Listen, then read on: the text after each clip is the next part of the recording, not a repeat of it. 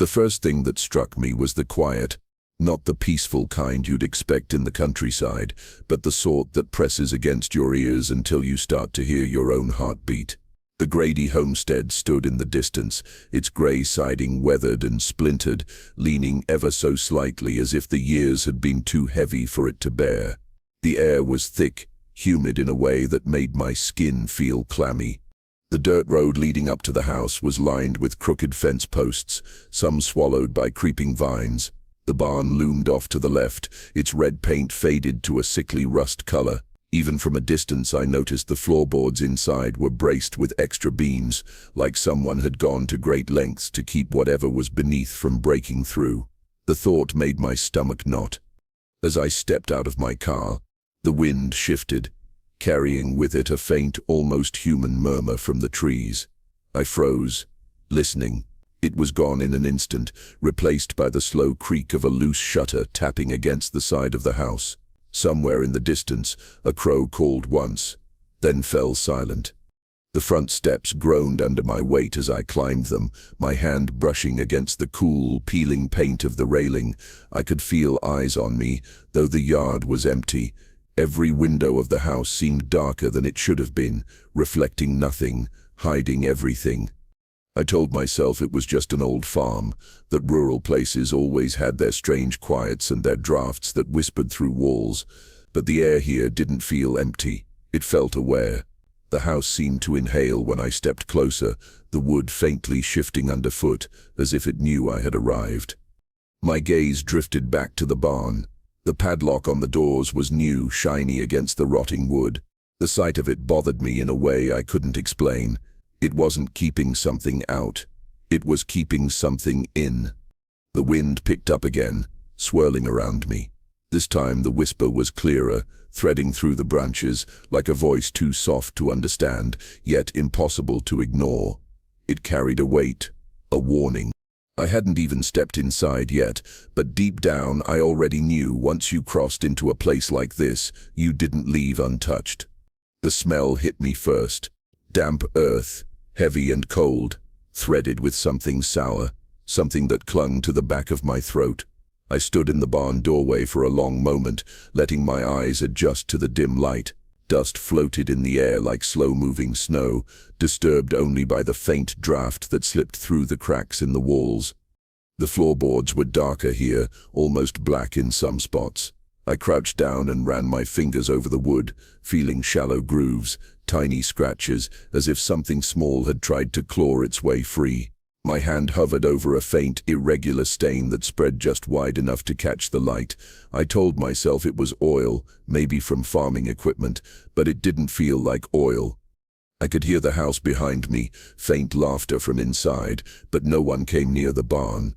When I'd mentioned wanting to look around earlier, Mrs. Grady's smile had gone thin, her voice suddenly brittle as she told me there was nothing of interest here. Mr. Grady just stared at his hands. The way the air shifted when I'd brought it up told me more than their words ever could.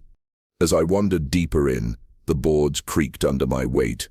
The smell grew stronger, almost sweet in its rot, and I had the sudden feeling that the air was heavier here, as if the barn was holding its breath. I noticed more scratches near the far wall, this time in long, erratic lines cutting into the wood at strange angles. That night I overheard voices in the kitchen, two of the older relatives speaking low. I caught only pieces. They were just children, and no one could prove it. Their words were quick, sharp, and swallowed up by the sound of a kettle whistling. When I stepped into the room, they fell silent, glancing at each other before changing the subject to weather. Later, one of the locals at the gas station told me, in the kind of tone meant to sound like a joke, that kids had gone missing out here decades ago. They laughed after saying it, but their eyes didn't match the smile. Back in the barn, I pressed my palm against the cool wood of the floor. Somewhere beneath it, I thought I heard a thud, soft, distant, like something shifting in the earth below. And that was when I knew the barn wasn't just old. It was listening. The first night it happened, I thought it was just the wind.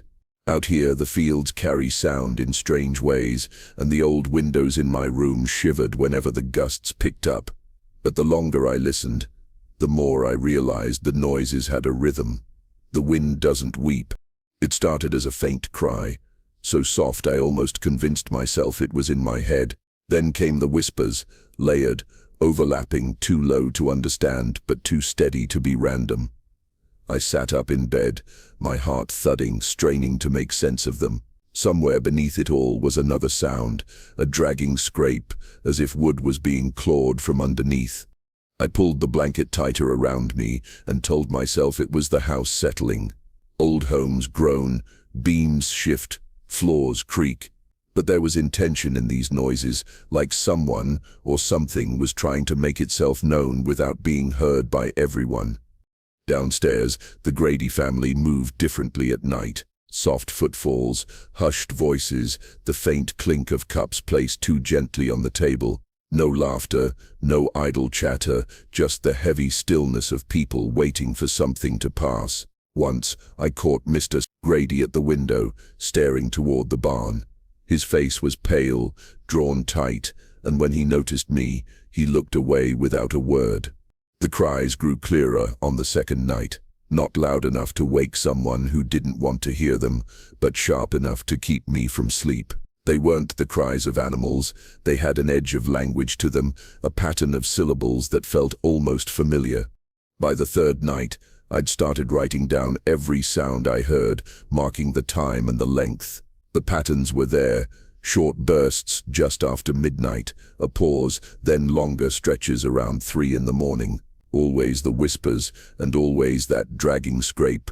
Lying there in the dark, pen in hand, I realized something that made my skin crawl. The noises didn't travel through the walls or the air outside. They came from below, deep, muffled, like voices wrapped in dirt and wood. That night, I didn't sleep at all. And just before the first light of morning, I heard it, 3 soft knocks, directly under my bed. I wasn't looking for anything when I found it. The attic was just a place I went to escape the stifling quiet of the house, a cramped space that smelled of dust and dry wood. I had been poking through a stack of boxes when my fingers brushed something wedged between the wallboards. It was a small book, the leather cracked and stiff, edges curling like it had been hidden for decades. The cover was unmarked, but when I opened it, the pages breathed out the faint scent of mildew and something metallic, like rust. The handwriting inside was precise, every letter shaped with care, as if the writer had been afraid of making a mistake. The first entries were simple, notes about chores, meals, the changing seasons, but as I read, the tone shifted. The writer spoke of the Grady children by name, describing them with warmth. Jacob liked to sing while he worked. Emma hated the dark. Little Samuel followed his older brothers everywhere. Each of them felt alive in the words, as though I could almost hear their laughter. Then, without warning, there were gaps, days unrecorded. When the writing returned, the warmth was gone. There were mentions of punishments that made no sense. Children made to stand in the barn for hours, sent to bed without speaking, not seen again the next day. The sentences grew shorter, sharper, as if each word weighed too much to write. One entry chilled me more than the rest. It said, "The floor knows their names now. It remembers the weight of their feet." I read it twice, unsure if I understood. The next page hinted at something buried beneath the barn, but the words danced around the truth, never saying it outright. By the time I reached the final pages, the writer's voice had turned almost desperate. "I hear them," one entry read, "at night, in the quiet. They call, but I cannot answer. I am not brave enough to face what we have done." I closed the diary, my hands trembling. Whoever had written it carried a secret so heavy it seeped into every line, a confession buried in ink and silence. Downstairs, the house was still. I thought I heard faint footsteps in the hall, but when I turned, there was no one there. And yet, holding that diary, I couldn't shake the feeling that the writer was still here, waiting for someone to finally open those pages. The first time I noticed them, I thought they were just part of the old farmhouse charm. The walls were lined with portraits, sepia photographs in warped glass frames, faded paintings with muted colors. At a glance, They seemed ordinary, maybe even sweet. Generations of the Grady family, all lined up to watch over the house. But the longer I stood there, the stranger they became. The faces didn't seem right. The smiles were tight, lips pressed like the happiness was forced. The eyes seemed wider than they should be, staring straight out as if they could see through me. I leaned closer to one photo from the early 1900s. A group of children sat on a porch, their small hands folded neatly in their laps. But one space in the back row was empty. The children on either side turned slightly toward it, as though someone had been there and was cut away.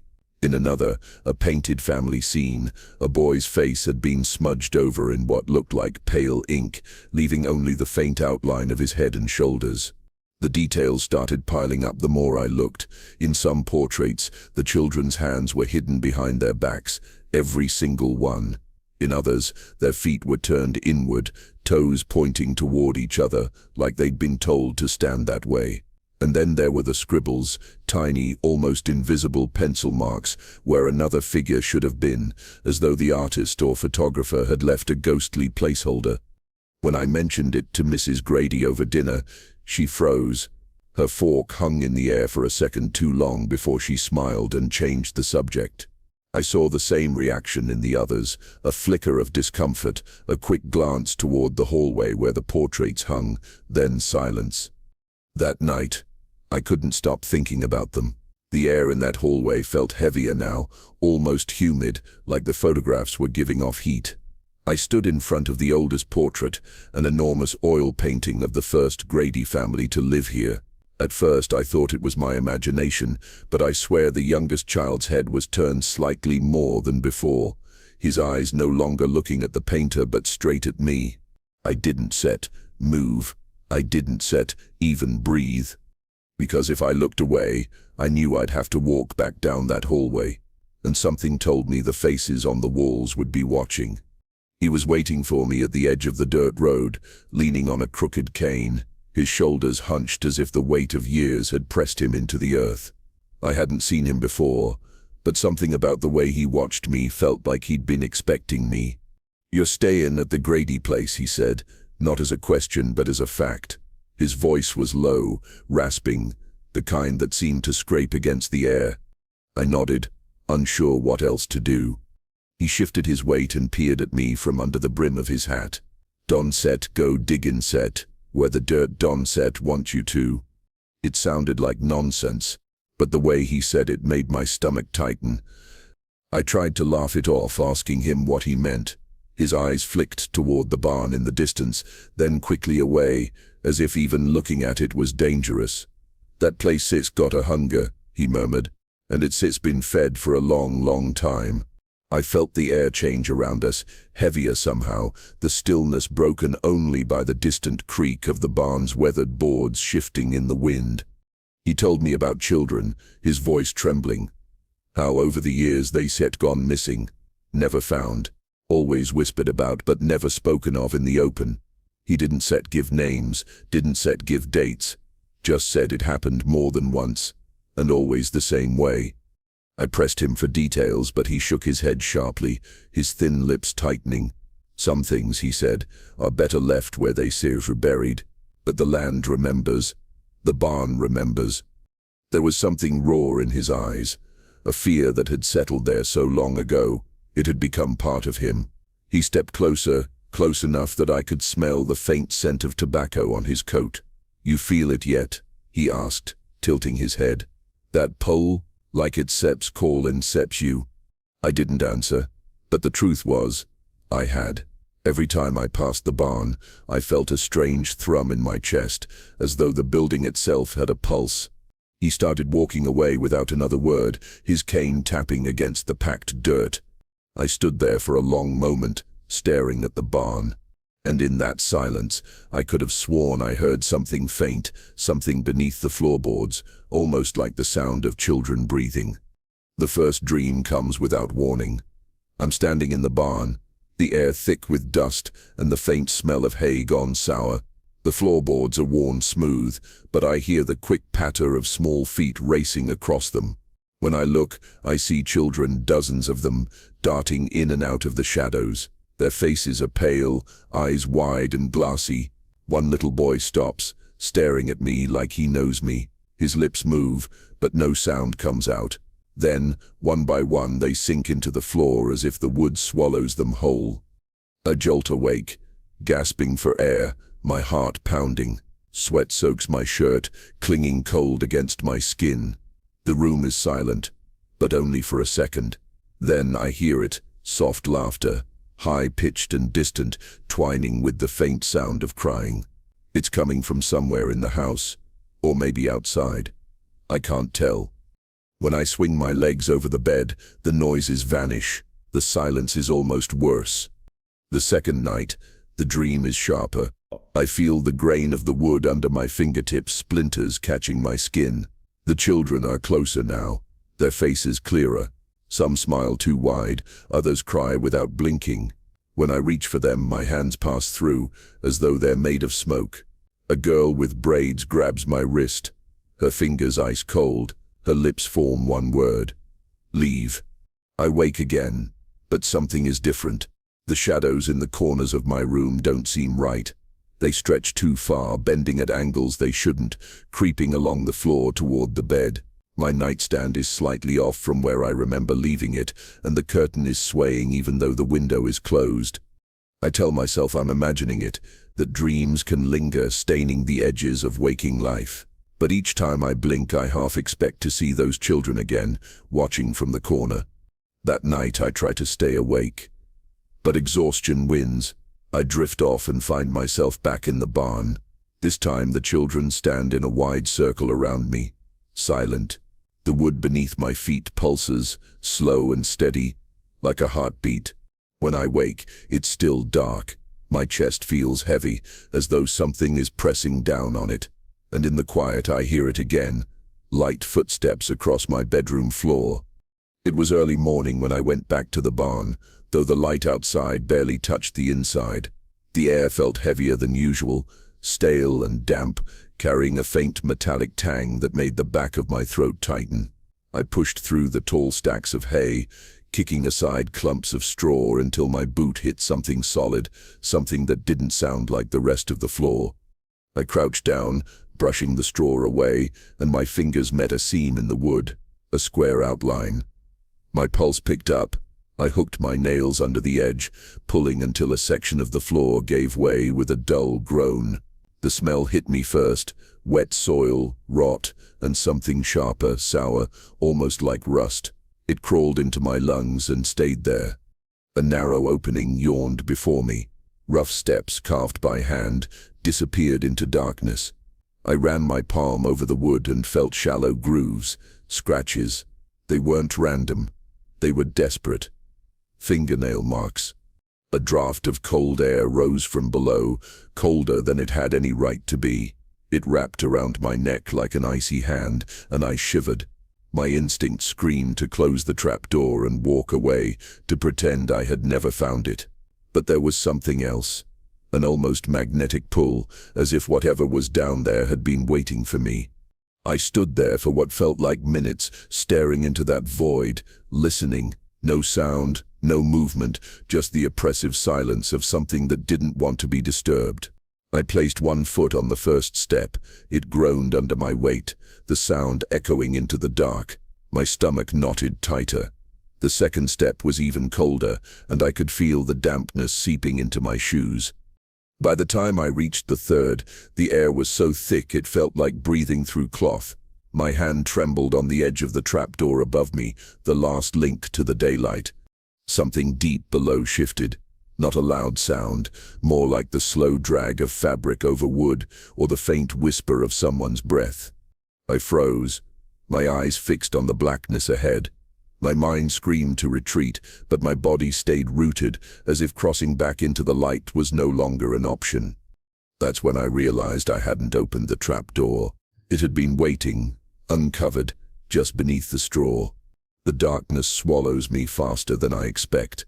One step down, and the light above already feels faint, swallowed by the heavy air that rises from below. It smells of damp soil and something harsher, almost chemical, the kind of odor that stings the inside of your nose and lingers at the back of your throat. My hand drags along the wall, finding the edge of rough beams. Splinters bite into my skin, sharp enough to make me wince. The wood is damp, swollen with years of moisture, and cold like it hasn't seen warmth in decades. Halfway down, I hear it, soft, almost like the sound of lips moving without breath, whispers. At first I think it's the wind, but there is no wind here. The air is too still. The more steps I take, the clearer they become, and I realize they're coming from above me, from the barn's floorboards. I pause, heart pounding, straining to catch the words, but they aren't words. It's a chorus of tiny voices, overlapping, their tones both pleading and angry. The wood beneath my palm seems to pulse with my heartbeat, or maybe it's the other way around. Maybe mine is matching its rhythm. I keep going, one step at a time. My shoulders brush against the walls as the staircase narrows, and a strange pressure starts to build in my chest. It's not just fear, it's something heavier, something like guilt, though I don't know why. I feel eyes on me. Not one pair, but dozens. They're behind me, above me, beside me, watching from every shadow that flickers in the corners of my vision. When I turn, there's nothing, but the sensation only grows. I reach the bottom, or what I think is the bottom. My boots sink slightly into soft earth. The air here is thicker, the smell of decay almost overpowering. It feels like the walls themselves are leaning in, listening. In the faint glow from above, I see the suggestion of shapes in the dirt, not clear enough to make out, but my mind fills in the blanks, small mounds, uneven, like something was buried in haste. The whispers above have stopped. The silence is so complete it makes my ears ring. Then I hear it, a single, drawn-out breath. But it's not mine. It's coming from the darkness ahead, and it's much, much closer than I thought. The light from above barely reaches this far, but it's enough to catch on something pale in the dirt. At first I think it's just stones worn smooth by time. Then I see the shapes more clearly, curved, fragile, too deliberate to be random. I crouch, my knees sinking into the damp soil, and brush away the top layer with my fingers. The dirt is cold and clings to my skin, but beneath it the shapes multiply. Little arcs of bone, a tiny ribcage no bigger than my hand. It takes a moment for my mind to accept what my eyes are seeing. We see us aren't animals. These are human, small, delicate, children. The air hits me differently now, thicker, heavier, carrying a stench that forces me to breathe through my mouth. It's the smell of earth that has held too many secrets for too long, mingled with something sour and rotten that no amount of time could erase. I try to stand, but my legs feel weak. My gaze follows the dim light further across the ground, and I see more of them. Bones arranged in careful lines, like someone wanted them to be found, but not all at once. It's meticulous, intentional. My heart pounds so hard I can feel it in my throat. 42. I don't know how I know the number, but it settles in my mind with certainty, as if the ground itself whispered it to me. 42 children, under the barn floor. I should run. I should get out before I learn more than I can live with, but I don't. Instead, I find myself reaching for one of the smaller skulls, my fingertips tracing the delicate curve. The bone is cold, almost damp, and impossibly light. A strange pull tugs at me, something between horror and awe. Whoever buried them didn't hide them deep enough to be forgotten. They wanted this moment to happen. They wanted me to see. The silence is unbearable, pressing in from every side. I can feel it in my ears, in my bones, in the dirt under my hands. Then, without warning, there's a faint creak from above. Floorboards, shifting. Someone, or something, moving in the barn. I look up into the darkness, my breath held tight in my chest, and I know I'm not alone down here. Not anymore.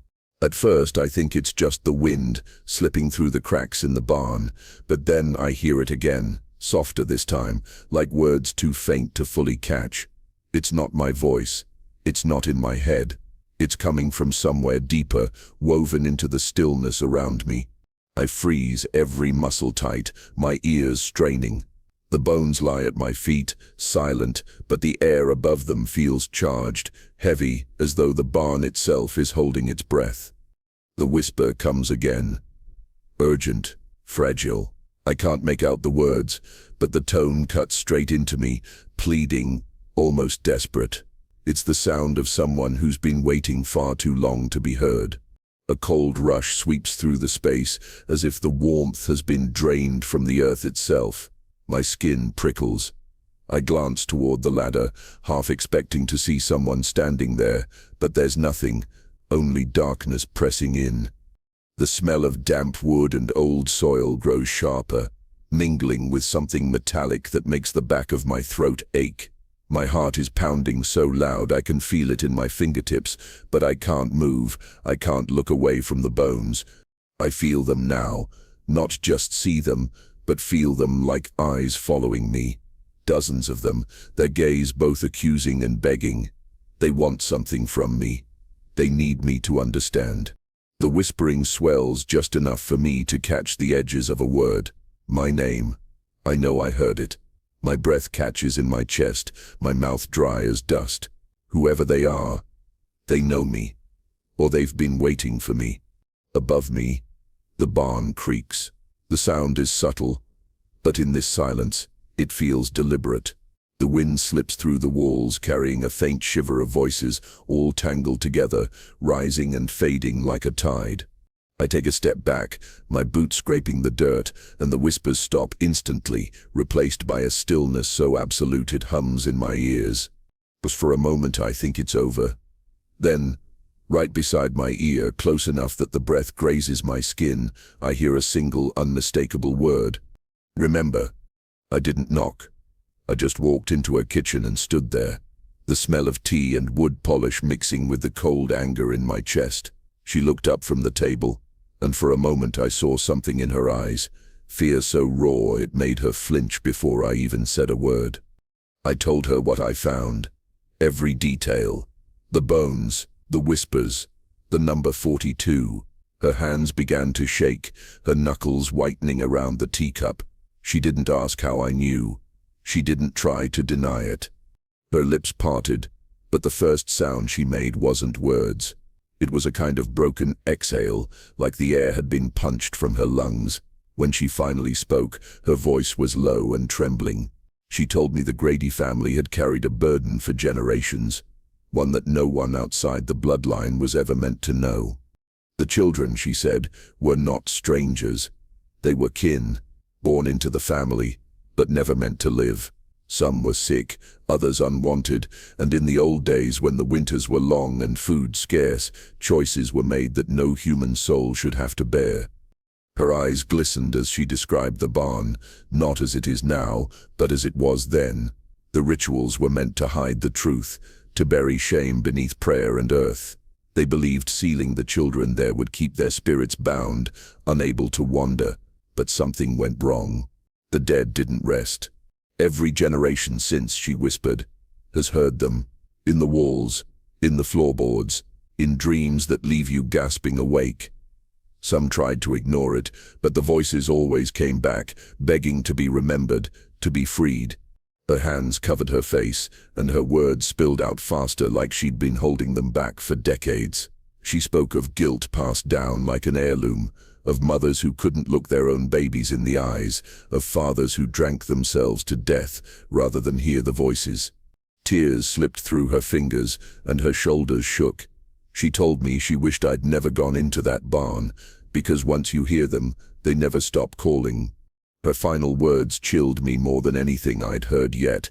She said, "The curse doesn't just belong to the Gradys anymore. Now it belongs to me." The more I read, the colder the air seemed to get around me.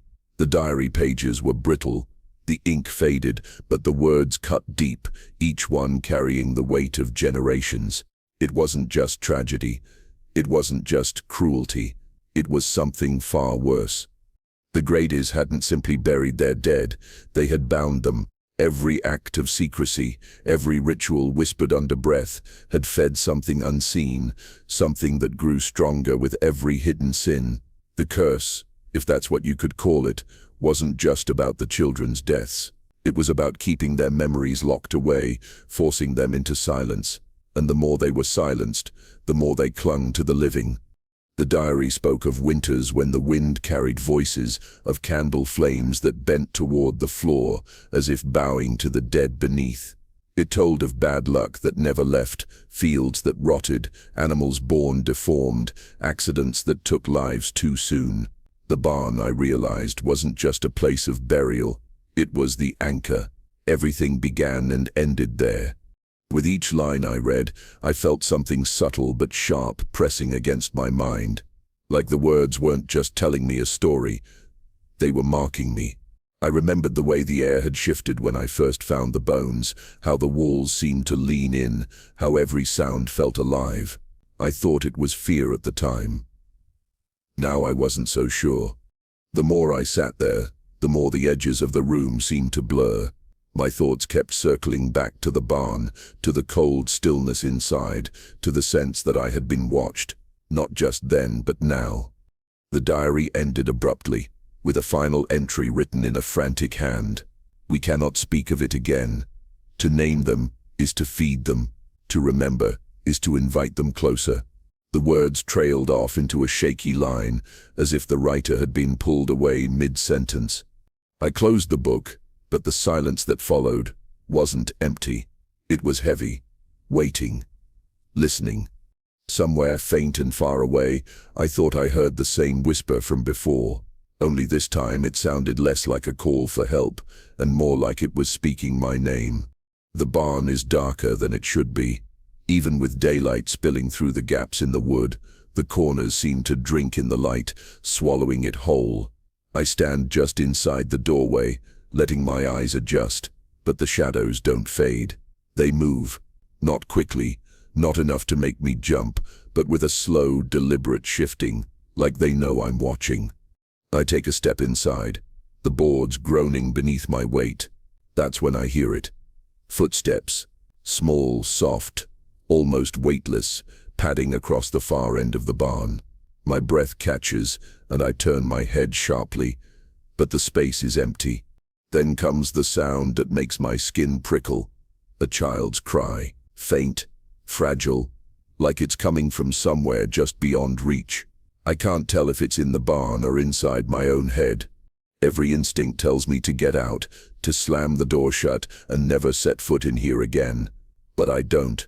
I stay. It's not bravery. It's something closer to being caught in a trance, a pull I can't explain. The shadows seem to lean toward me now. They stretch and curl, sliding along the walls like ink in water. They're not random. They're studying me, testing me, waiting to see what I'll do. The air grows thicker, heavy with a damp, almost metallic scent. My chest feels tight, each breath harder than the last.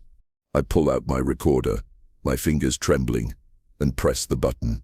The red light blinks. I speak quietly into it, describing what I see, what I feel. But the moment I start talking, the barn seems to respond. A low creak runs along the beams above me, like something shifting its weight. The air grows colder, so sharply that I can see my breath mist in front of me. There's a flicker in the far corner, an unmistakable movement. I raise the recorder, my heart hammering, trying to catch it. The shadows gather there, thickening until they almost take shape. For a split second, I swear I see the outline of a small figure, head tilted, watching me. The recorder slips in my hand, and the moment breaks. The corner is empty again, but the sense of being observed doesn't leave. If anything, it deepens. I pocket the recorder and back toward the door, but before I step out, I hear a soft, deliberate exhale behind me, like someone letting me know they're still here. I sit on the barn floor with the diary open in my lap, the paper brittle and smelling faintly of mildew. The handwriting is cramped, the ink faded, but the words are clear enough to follow. It describes a ritual, one the Grady family used for generations to keep the children's spirits contained. They called it the ritual of names.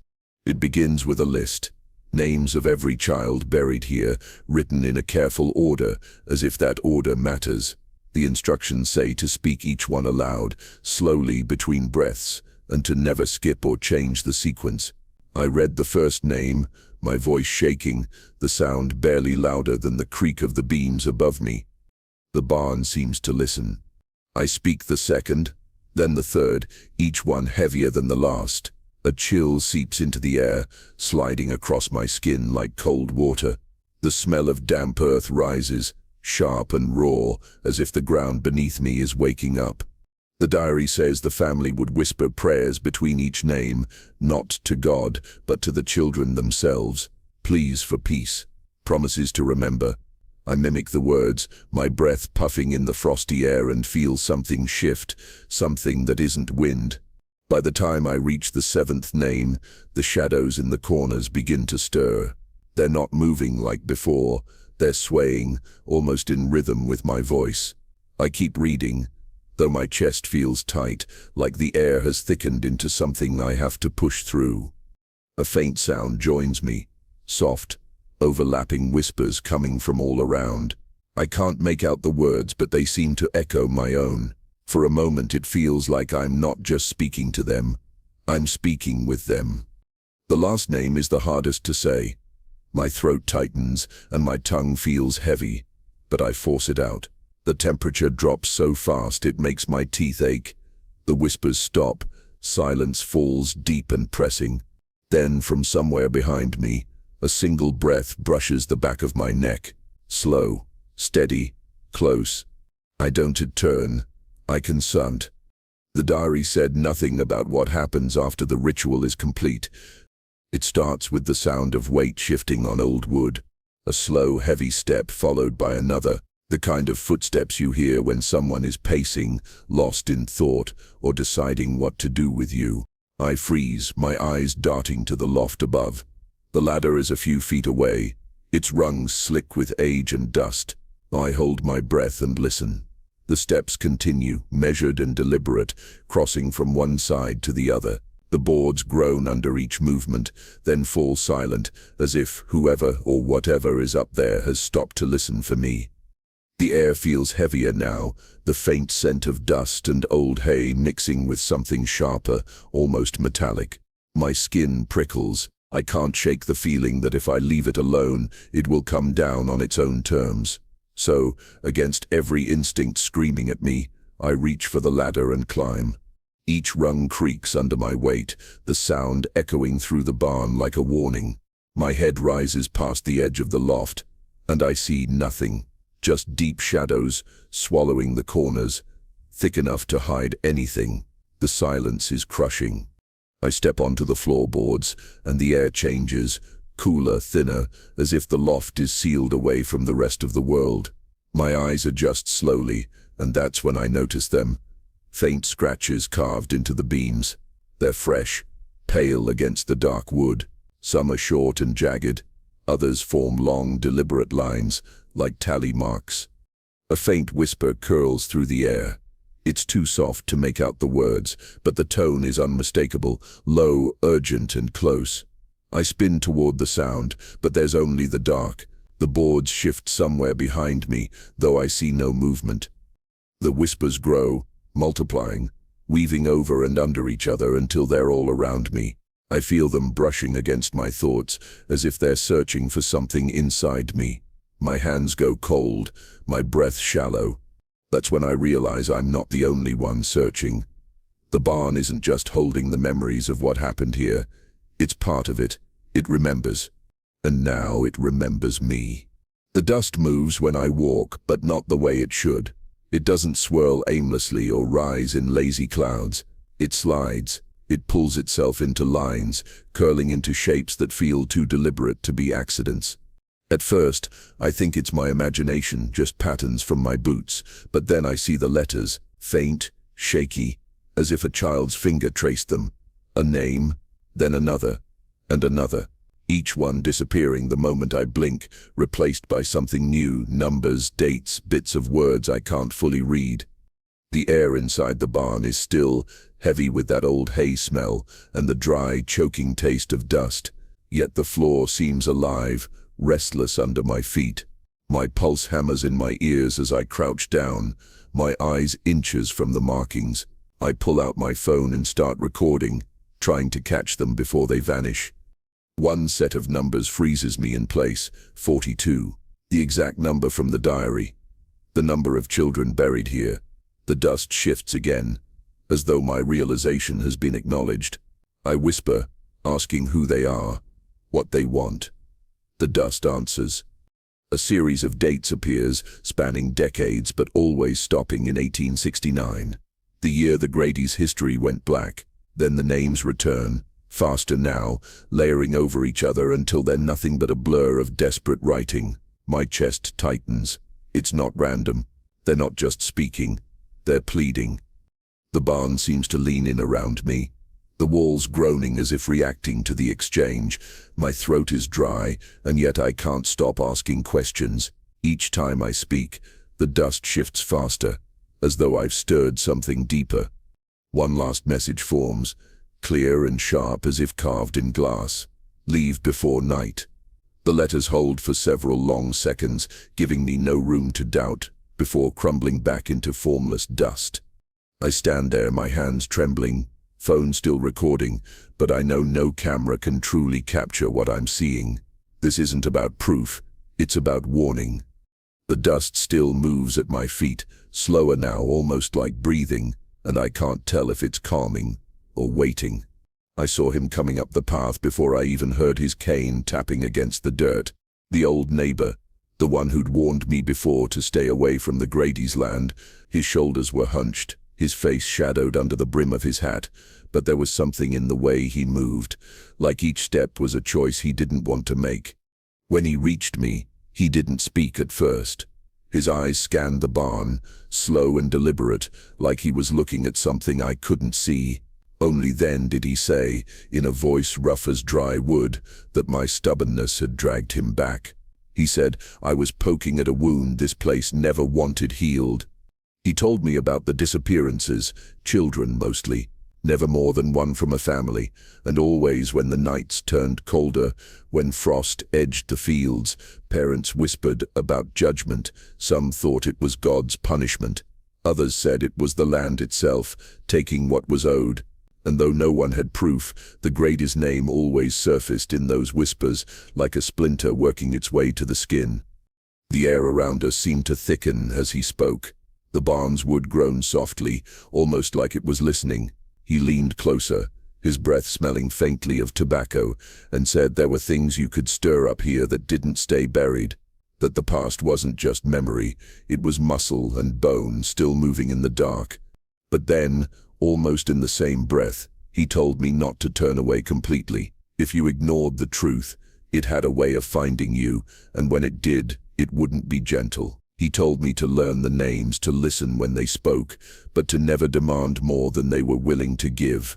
His eyes were glassy when he looked at me again. He said he'd seen what happens when curiosity turns to greed. He'd seen the barn choose who stayed and who left, and not everyone got to walk away. Before he turned to leave, he rested a shaking hand on my shoulder. His grip was light, but the weight of it lingered. You said, not the first, he said, and you won't be the last. But if you keep going, you said, better be ready for them to answer. Then he walked away, and I swear I saw movement in the loft window behind him. It started with a low hum, so faint, I thought it might just be the wind slipping through the cracks in the barn walls. But it grew, curling into the air like something waking up after a long, angry sleep. Then, without warning, the first scream tore through the darkness. It was high-pitched, desperate, and it didn't stop. Another joined it. Then another. Soon it was a chorus of agony, layered and unending, until it felt like the floorboards were trembling under my feet. The air turned thick, pressing against my chest. I could taste the dust in my mouth, bitter and dry, as if the barn itself was trying to choke me. Shadows burst across the walls in wild shapes, twisting and writhing like they were fighting to escape. My eyes darted toward the loft, the corners, the gaps between the boards, but the movement never stayed in one place long enough to make sense. My legs felt rooted to the spot. Every instinct screamed at me to run, but some deeper part of me, some terrible pull, kept me frozen. I needed to see, I needed to hear. The voices below weren't just screaming now.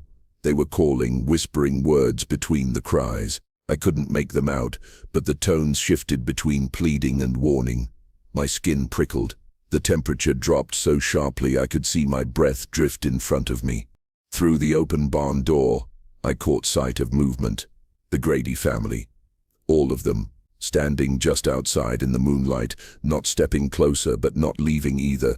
Their faces were pale, eyes locked on the barn as if this was something they'd seen before. None of them spoke. None of them tried to stop it. A particularly sharp wail rose up from beneath me, so raw and piercing it felt like it split through bone. My knees buckled, and I had to grab one of the support beams to keep from falling. The shadows swelled higher on the walls, stretching like black flames. I swear I felt small hands brushing against my ankles from below the floorboards. And then, just as suddenly as it began, the noise cut off. The shadows snapped back into stillness. The silence that followed was worse than the screams. When I looked back to the doorway, the Gradys were gone. The barn felt emptier than it had before, except for one faint sound deep below me, a child's voice whispering my name. I had only taken 2 steps toward the door when it slammed shut, so hard the walls shook. The sound rattled through my bones, leaving my ears ringing. I froze, my hand halfway to the latch, certain I was alone, yet feeling anything but. The air was colder now, cold enough that my breath drifted in front of me like smoke. Something brushed against my shoulder. Not a gust of wind, not a trick of my imagination. It was small, deliberate, like the weight of a child's hand. I spun, but nothing was there. That's when I noticed the tools hanging on the far wall swaying gently, though there was no breeze. I reached for the door again, but my fingers wouldn't close around the handle. It was as if an invisible grip held my wrist in place, firm but not hurting me. I could feel the presence all around, circling. Some felt close, almost protective, while others lingered at a distance, their attention heavy and watchful. The boards beneath my feet creaked in a slow, purposeful pattern, as though someone was pacing in a circle around me. My eyes followed the sound, but each time I turned, it was gone. A rusted bucket in the corner tipped over with a metallic clang, rolling toward me before stopping abruptly, as if blocked by something unseen. I whispered into the cold air, telling them I understood, that I wasn't here to hurt them. My voice sounded too loud in the silence, and I regretted speaking immediately. The barn seemed to react. A rope hanging from the rafters began to twist on its own, slow and deliberate. Dust drifted down from the loft above, catching in the weak light that seeped through the gaps in the boards. Each movement I made felt measured, like I was being tested. When I stepped toward the door again, the invisible grip released, but the boards groaned beneath me in warning. I hesitated, my hand hovering over the latch, feeling dozens of eyes that weren't there staring into my back. The temperature dropped another degree. My skin burned with goosebumps, and then, as I finally pulled the door open, a soft, cold pressure closed around my hand, not stopping me, but reminding me. It was a child's hand. Small, fragile. It squeezed once, almost gently. I stepped out into the night, but the weight of that touch stayed with me as if it had left something behind. I didn't want to believe the whispers, but the more I dug through the old ledgers, letters, and brittle scraps of paper, the more the truth formed in front of me. It wasn't one night of madness. It wasn't a single act of cruelty. It was a pattern planned, sustained, and hidden. The Grady family had been poor, desperate, and ruled by superstition. Some of the letters spoke of bad harvests, sick cattle, and debts they could never repay. But tucked between those mundane struggles were darker notes, words like the offering and the promise scrawled in shaky handwriting. They believed something, someone demanded a price from them, and that price had to be paid in the form of children. At first I told myself maybe it was metaphor, some old rural saying. But then I found the list. 42 names, each written carefully, with dates beside them. No ages, no causes of death. Just names. Some were family. Others, I suspect, were not. In another box, there were scraps of old fabric, a rusted locket, and a child's shoe so small it could fit in the palm of my hand. I didn't have to imagine where these had come from. The barn floorboards whispered the rest. The stories from the oldest surviving relatives painted the rest of the picture. They spoke of keeping the land clean and holding the line like it was some sacred duty. And the worst part, they didn't see themselves as villains. They saw themselves as protectors, sacrificing the few to save the many, even if the few were their own blood. I wanted to hate them, and I did. But as I sat there in that cold room with those fragile pages, I also felt something else. Pity, fear, a small, unsettling understanding. What would I have done born into that same world with those same beliefs pressing down on me? Would I have had the strength to stand against it, or would I have obeyed like they did? The past wasn't just a story anymore. It had teeth. It had hands that reached through time and held me still, forcing me to see that evil doesn't always arrive screaming. Sometimes it comes in the form of quiet agreement, nods across a kitchen table, and decisions made in candlelight. And as I set the last letter down, I realized something that made my skin crawl. The curse wasn't just in the barn, it was in the blood, and blood runs forward. The boards under my feet gave way with a reluctant groan, revealing a narrow, black gap. Cold air rose up from it, sharper than anything I'd felt in the barn before, carrying a smell that was part earth, part rot, and something older, something stale with time. I lowered myself through the opening, my hands brushing against rough beams until my boots touched packed dirt. The lantern light barely reached the far edges of the space, but I could see the walls were close, enclosing me in a low, claustrophobic chamber. That's when I noticed the markings. Symbols scratched deep into the wood, looping shapes I didn't recognize, layered over one another until they were almost carved through. And between them, tiny handprints. Dozens of them pressed into the walls as if the children had reached out together, leaving pieces of themselves behind. The cold seemed heavier here, almost with weight. My breath hung in front of me in slow, ghostly clouds. Every sound, my shoes shifting on the dirt, my fingers brushing the wall, echoed like I was disturbing a silence that had been held for over a century. I let the lantern swing a little, and the light caught on something at my feet. A small wooden horse, one wheel missing, a marble, dulled with dust, a rag doll with only half its face sewn on. The objects weren't just abandoned, they were placed, arranged, as if this room had been meant to hold them, like offerings in a shrine.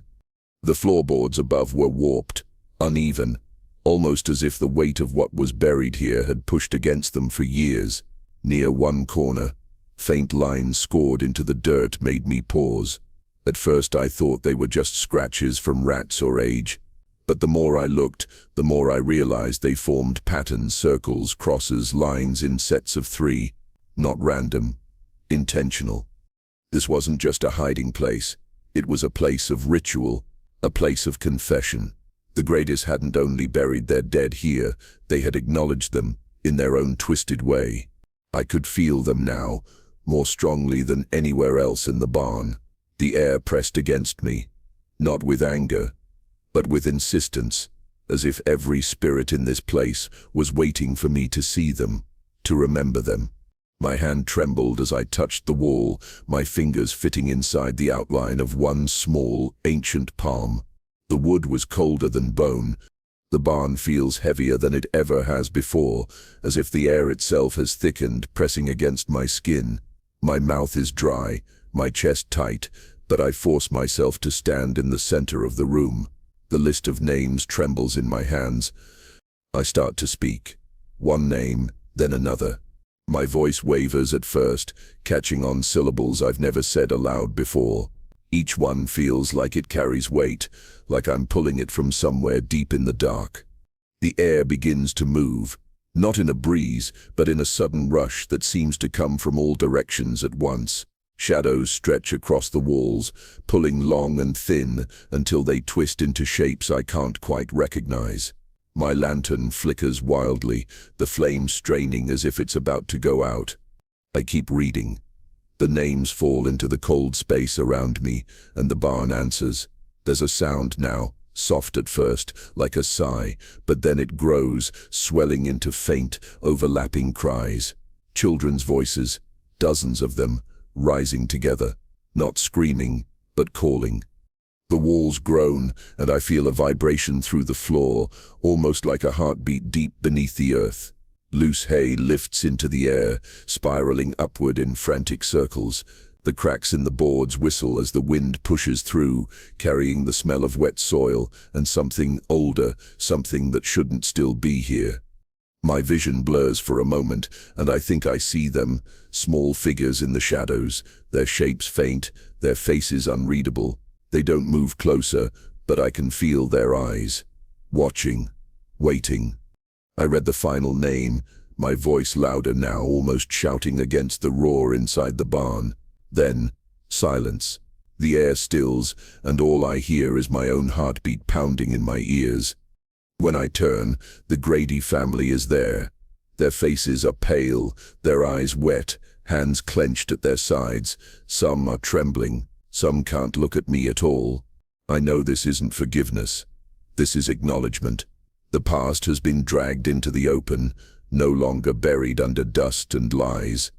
But as I lower the paper, I swear I hear one last sound, just behind me, close enough to feel warm against my ear. A whisper, a child sip's voice, soft and certain. It says my name. The barn is still, not peaceful, not empty, just still, in a way that feels deliberate, as if it's holding its breath. The air no longer roars, but it's heavy, charged with something that refuses to fade. My skin prickles, every hair on my arm standing upright, because I know they're still here, watching. I stand there for a long moment, my eyes scanning the dim corners where light doesn't reach. I can't see them, but the sensation is unmistakable. Dozens of small gazes pressing into my back, my sides, my face. They don't step forward. They don't speak, but they're here, silent, unblinking, bearing witness to what's been done. The Gradys are quiet behind me. No one moves. No one dares to break the hush that settled over us like a shroud. It's not the silence of relief. It's the kind you keep when you're standing in front of a grave. I take a slow step toward the barn doors. The old wood creaks under my weight, but even that sound seems swallowed. The smell of hay and damp soil lingers, along with something faintly metallic, as if the air itself remembers the blood that seeped into these boards more than a century ago. I glance back once. The family hasn't followed me. They're standing where I left them, shadows drawn across their faces, each one carrying a different kind of weight. For some, it's guilt. For others, it's fear. But for all of them, it's knowledge they can never unlearn. Stepping outside, the cold air hits me like a wave. It feels cleaner, easier to breathe, but the heaviness clings to me. It's not the kind of thing you can walk away from. I'm carrying it now. The truth, the guilt, the memory of those children whose voices still seem to hum faintly in the edges of my hearing. The barn looms behind me, solemn and unmoving, but not lifeless. It's waiting, guarding, holding the story in its walls the way the earth holds bones. I understand now that silence isn't always emptiness. Sometimes it's a boundary, a warning, a way of saying that what sleeps here should not be disturbed again. I start toward the house, but before I'm out of earshot, a small sound drifts from the barn. Not a voice, not a cry, just the faint, steady rhythm of someone knocking from inside. The cold air outside the barn feels different now. It isn't sharp or biting, it's heavy, pressing into my lungs with every breath. I stand still, staring at the warped wooden doors behind me, knowing that what I've seen, what I've heard is mine to carry for the rest of my life. The Grady curse isn't just a story anymore. It's a living thing stitched into the soil, into the boards, into me. 42 children.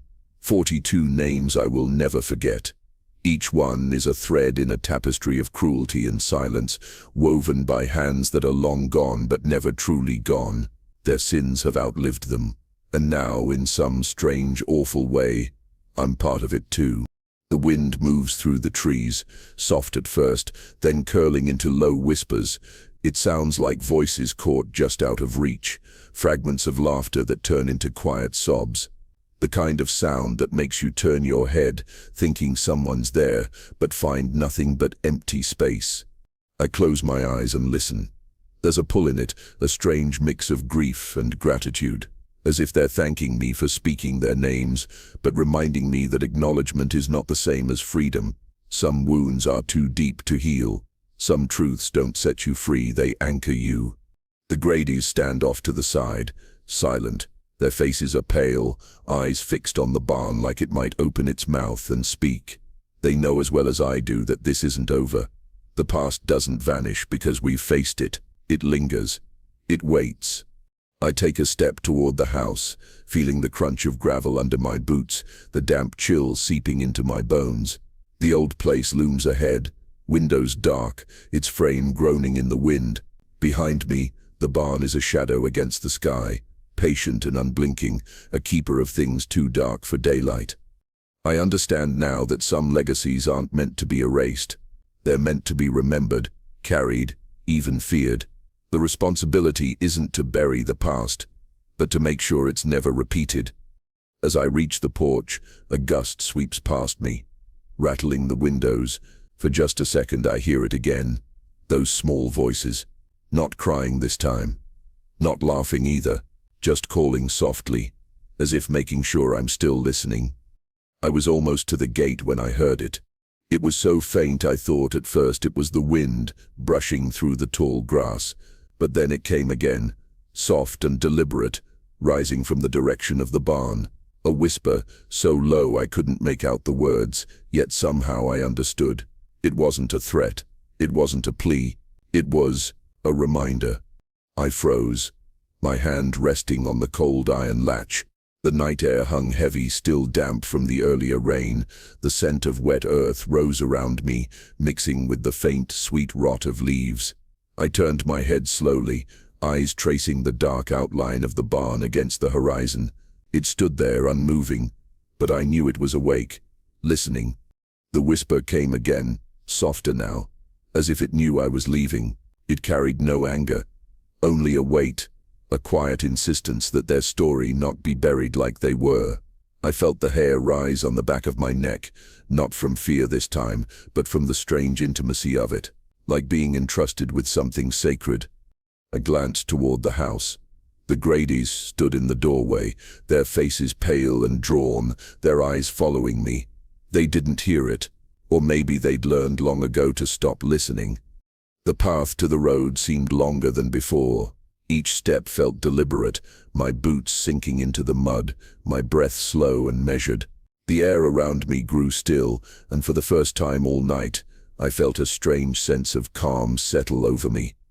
The barn shadow stretched far across the ground, reaching toward me as if it didn't want me to go, but I kept walking. I had to. Some stories you carry with you, not because you choose to, but because they choose you. When I reached the edge of the property, I turned one last time. The barn was nothing but a dark shape now, framed against the pale sky. The whisper was gone, replaced by a silence so complete it felt alive.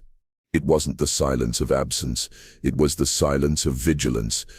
And somewhere beneath those warped floorboards, the children waited, still watching, still listening, making sure their story would never be forgotten. Some nights, it still comes back to me. Not as nightmares, but as fragments, soft voices in the wind, the faint smell of old timber, the way moonlight used to spill through the cracks in the barn's walls. Years have passed since I left the Grady farm behind, but I carry it with me like a scar. Some wounds don't close, they just become part of who you are. I go back, from time to time, always alone. The place hasn't changed much. The barn still leans the same way, its boards warped and grayed by the seasons. The house looks smaller now, quieter, as if the land itself has learned to keep its voice low. The air is different there, thicker somehow. You can almost taste the years in it. I don't step inside anymore. I stand by the door and leave something small on the threshold. A ribbon, a coin, once even a child's marble I found in an antique shop. Things that might matter to them if they still notice such things. I never hear the whispers now, but I feel them. A quiet awareness. Watching. Acknowledging. It's strange, the barn isn't frightening to me anymore. It's sacred. That's the only word for it. The space between the boards feels like a veil, separating what's left of them from the rest of us. They aren't trapped, they're guarding something, and maybe in their own way guarding me. The Gradys are long gone. The land has new owners now, who don't ask too many questions. Maybe they sense something too, or maybe it's better that they don't. Every visit, I stand there longer than I mean to, letting the quiet press against me. It's the kind of silence that holds weight, like a hand on your shoulder. I think about the choices that buried them, the generations who kept it hidden, and the strange, terrible love it must take to bind a place so tightly to the dead. Some secrets can't be destroyed. You don't burn them out, you don't bury them deeper, you keep them close, because they have things to teach you. When I finally turn to leave, I always feel the same faint pull, like the land doesn't want me to go. And maybe, in some small way, I never really do. The barn stays behind, keeping its vigil. The children remain beneath the boards, not crying for release, but whispering just enough to make sure I never forget.